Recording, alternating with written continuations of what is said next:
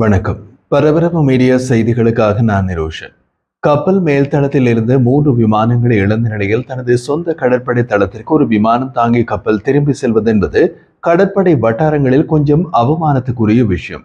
இது இப்போது நடக்கிறது. ஒரு விமானம் தாங்கி கப்பல் தனது கடற்படை தளத்தில் இருந்து புறப்படும் போது அதன் மேல்தளத்தில் பல விமானங்கள் வரிசைப்படுத்தப்பட்டிருக்கும்.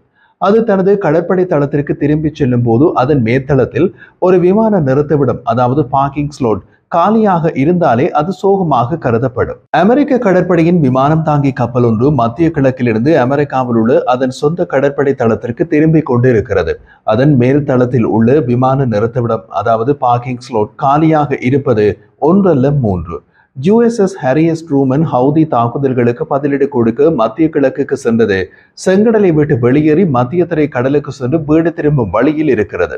அந்த விமானம் தாங்கிய கப்பல் எப்போது அதன் சொந்த கடற்படை தளமான அமெரிக்காவின் வெர்ஜீனியா மாநிலத்தில் உள்ள நார்ஃபோக்கில் உள்ள அதன் சொந்த துறைமுகத்திற்கு திரும்பும் என்பது தெளிவாக தெரியவில்லை. நேபிள்ஸில் உள்ள நேட்டோவின் கூட்டணி கூட்டுப்படை கட்டளை தளம் USS ஹாரியஸ் ட்ரூமனும் அதன் தாக்குதல் குழுவும் மத்திய தரைக்கடலில் கடல்சார் பயிற்சிகளில் பங்கேற்று வருவதாக சமூக ஊடகங்களில் கடந்த வாரம் எழுதியது. திறந்த மூல உளவுத்துறை கணக்குகள் கடந்த வார இறுதியில் விமானம் தாங்கிய கப்பல் சூயஸ் கால்வாயில் வடக்கு நோக்கி செல்லும் தகவலை வெளியிட்டன. டிசம்பரில் அமெரிக்க விமானம் தாங்கிய கப்பல் USS ஹாரியஸ் ட்ரூமன் மத்திய கிழக்குக்குள் நுழைந்து அடுத்தடுத்த மாதங்களில் தொடர்ச்சியான விபத்துகளை சந்தித்தது. இதில் 3 FA-18 சூப்பர் ஹார்னட் போர் விமானங்கள் இழக்கப்பட்டன. அவை ஒவ்வொன்றும் சுமார் $60 மில்லியன் என்று மதிப்பிடப்பட்டுள்ளது. மொத்த இழப்பு $180 மில்லியன். டிசம்பர் மாத இறுதியில் ட்ரூமனின் தாக்குதல் குழுவின் ஒரு பகுதியாக இருந்து அமெரிக்க ஏவுகணை தாங்கி கப்பல் USS கெட்டிபர்க் செங்கடலுக்கு மேலே ஒரு அமெரிக்க FA-18 விமானத்தை சுட்டு வீழ்த்தியது. இதை அமெரிக்க மத்திய கட்டளை தளம் நட்பு ரீதியான ஏவுகணை தாக்குதலின் வெளிப்படையான நிகழ்வு என்று விவரித்தது. அந்த சம்பவம் எப்படி நடந்தது, அது யாருடைய தவறு என்பது தொடர்பான விவரங்கள் குறைவாகவே உள்ளன. பிப்ரவரி மாத நடுப்பகுதியில் எகிப்தின் போர்ட் சாயத் அருகே மத்திய தரை கடலில் அமெரிக்க விமானம் தாங்கிய கப்பல் USS ஹாரியஸ் ட்ரூமன் ஒரு பெரிய வர்த்தக கப்பலுடன் மோதியது. அமெரிக்க விமானம் தாங்கிய கப்பல் சேதமடைந்து பழுது பார்ப்பதற்காக அமெரிக்க கடற்படை தளத்திற்கு செல்ல வேண்டியிருந்தது. அந்த சம்பவம் கப்பலின் கட்டளை அதிகாரியின் பதவி நீக்கத்திற்கு வழிவகுத்தது. ஏப்ரல் மாத இறுதியில் அமெரிக்க விமானம் தாங்கிய கப்பல் USS ஹாரியஸ் ட்ரூமன் செங்கடலில் சென்று கொண்டிருந்தது. அப்போது ஏமனில் இருந்து ஈரானிய ஆதரவு ஹவுதி இயக்கம் பாலிஸ்டிக் ஏவுகணை ஒன்றை ஏவியது. ஏவுகணை வருவதை தெரிந்து கொண்ட கப்பல் கட்டளை அதிகாரி கப்பலை அதிவேகமாக திருப்ப உத்தரவிட்டார். கப்பல் சடுதியாக திரும்பியது. கப்பலில் நிறுத்தப்பட்டிருந்த விமானங்கள் கப்பல் மேல் தளத்துடன் இணைக்கப்பட்டிருந்ததால் அசையவில்லை. ஆனால் ஒரு விமானம் நகர்ந்து கொண்டிருந்தது. அது கப்பல் மேல் தளத்தில் இழுத்துச் செல்லும் வாகனத்தால் இழுத்து செல்லப்பட்டு கொண்டிருந்தது. செங்கடலில் கப்பல் திரும்பிய போது அந்த ஒரு FA-18 விமானம் மற்றும் இழுத்து சென்று கொண்டிருந்த வாகனம் ஆகியவை சறுக்கி சென்று கடலில் வீழ்ந்தன. விமானம் கப்பலில் இருந்து கடலில் வீழ்வதற்கு சற்று முன்பு ஒரு மாலுமி விமானி அறையிலிருந்து குதிக்க வேண்டிய கட்டாயம் ஏற்பட்டது. அது நடந்த ஒரு வாரத்திற்கு பின்னர் இந்த மாத தொடக்கத்தில் ஒரு FA-18 ட்ரூமனின் விமான தளத்தில் தரையிறங்கிய போது விமானத்தை இழுத்து நிறுத்தும் கேபிள் விமானம் தாங்கிய கப்பல் அடிப்படையிலான விமானங்களின் பின்புறத்தில் உள்ள டெயில் ஹூக்கை பிடித்து அவற்றை மெதுவாக்க பயன்படுத்தப்பட்ட தடிமனான கருப்பு கம்பிகள் தோல்வி கிடந்தன.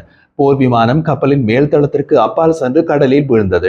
விமானத்தில் இருந்த விமானிகள் இருவரும் பாதுகாப்பாக வெளியேற்றப்பட்டு ஹெலிகாப்டர் மூலம் மீட்கப்பட்டனர்.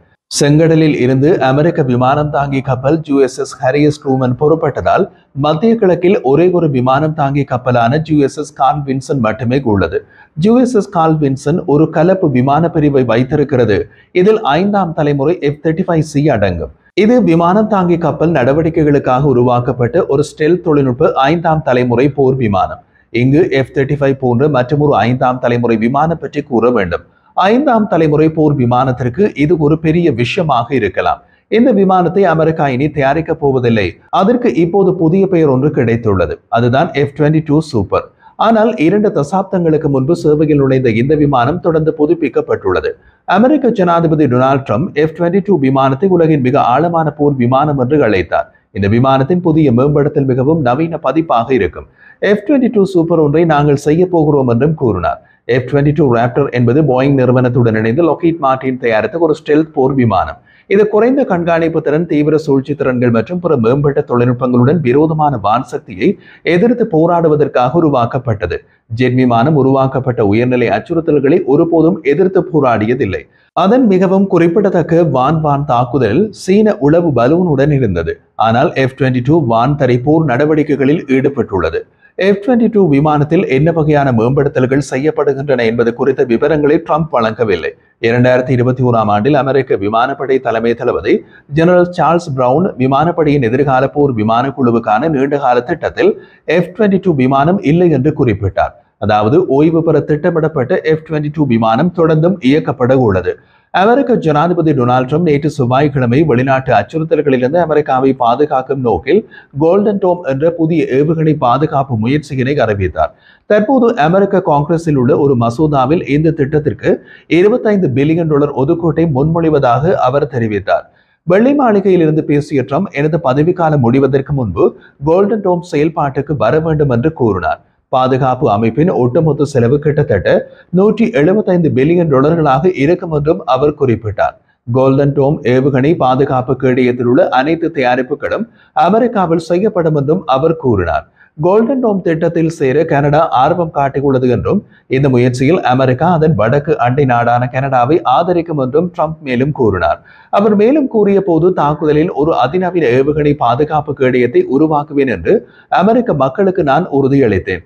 இந்த அதிநவீன அமைப்புக்கான வடிவமைப்பை அதிகாரப்பூர்வமாக தேர்ந்தெடுத்துள்ளோம் என்பதை இன்று அறிவிப்பதில் மகிழ்ச்சி அடைகின்றேன். தற்போதைய விண்வெளி நடவடிக்கைகளின் துணைத் தலைவர் ஜெனரல் மைக்கேல் கோட்லின் கோல்டன் டோம் திட்டத்தை செயல்படுத்துவதற்கும் மேற்பார்வையிடுவதற்கும் தலைமை தாங்குவார். கோல்டன் டோம் திட்டத்தின் யோசனையை அவர்கள் விரும்புவதாக கூறி ராணுவ தலைவர்கள் இந்த முயற்சிக்கு வலுவான ஆதரவை வெளிப்படுத்தியுள்ளனர் என்றும் ட்ரம்ப் மேலும் கூறினார். செவ்வாய்க்கிழமை அறிவிப்பு கோல்டன் டோம் வலையமைப்பை உருவாக்கும் ஏவுகணைகள், அமைப்புகள், சென்சார்கள் மற்றும் செயற்கைக்கோள்களை சோதித்து இறுதியில் வாங்குவதற்கான பென்டகோனின் முயற்சியின் தொடக்கத்தை குறிக்கிறது.